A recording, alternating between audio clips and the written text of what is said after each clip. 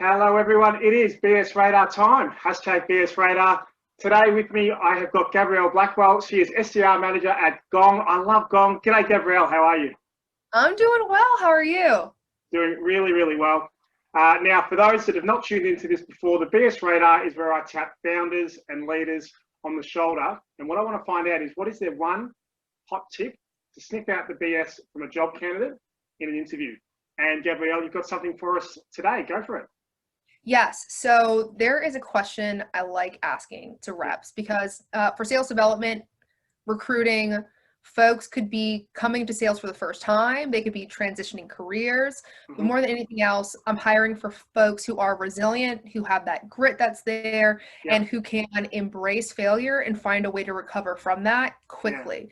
So the question I like asking folks is, because at this stage of the stage in which I'm asking this question, we're probably maybe one step away from a job offer. So I start off with saying this: you seem like somebody who's found a way to be successful.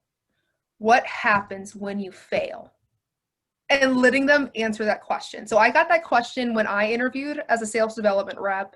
And I just remember getting this question and I was like, I fail all the time. Like getting a no from somebody that I don't know through prospecting is not going to be that big of a deal for me. So like if that's the worst that you have, throw it at me all day long.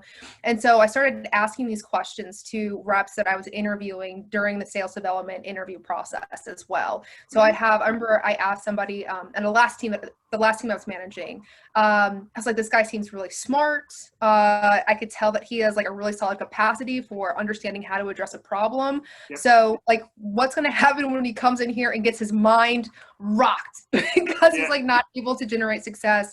And what he did was he told me this journey of not just how he was able to be successful, but the challenges that he had in building up a system for success. So he walked me through, he's like, I had to fail over and over again in order to find something that would work for me. And in that failure, how I embraced this was going to, whether it's like professors or coaches or mentors or whoever it is, to be able to understand how I can be better. So I'm like, number one, this guy, like he's embraced the failure. He's recognized that maybe there's something that he doesn't know. So he's going to go out and he's resourceful now. He is willing to overcome the adversity that he's facing. And he also understands that it's part of the process of succeeding. So like for folks who don't know how to like embrace that failure, it was very easy to say like, oh, well, no, I'm not going to fail. And I'm like, that's a naive thought, especially in sales, when 9 times out of 10, you're probably going to get a rejection. You're probably going to experience that failure. So that really, how is somebody going to recover from that failure more than just, are they willing to embrace it or not? Love it. Love it. And really what you're trying to hear is like that story behind, okay, well, when I do fail or when I know I'm going to fail, here's what I've done in the past. Here's what I've drawn on to, because it's inevitable.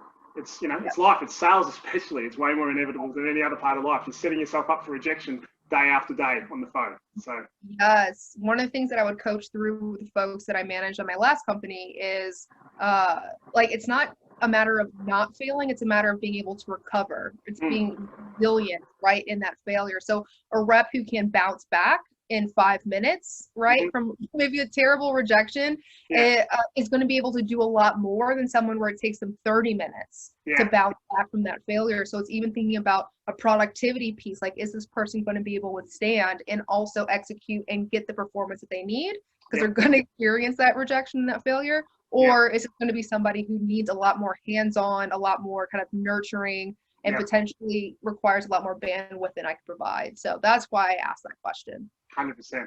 Yeah, I think like in past roles, I've, trained sales reps, and that whole, the damn pink, where it's like, staying buoyant in a sea of no's, in an ocean of no's. You're about to come into an ocean of no's. How are you going to stay afloat? Like it's such a key skill. Oh, buoyancy. That's like a better way of saying it than just being resilient. Just think about like, the ability just to bounce back and like maintain your form, right? But being able to stay afloat, if not even higher, is even more important. Exactly. Cool. Thanks so much, Gabrielle. Love it. Love your work. If anyone's got any questions or comments or feedback, please jump on below. And Gabrielle, really appreciate your time for being on BS Radar. Yes, thanks, Rush. I really appreciate being here. Cheers.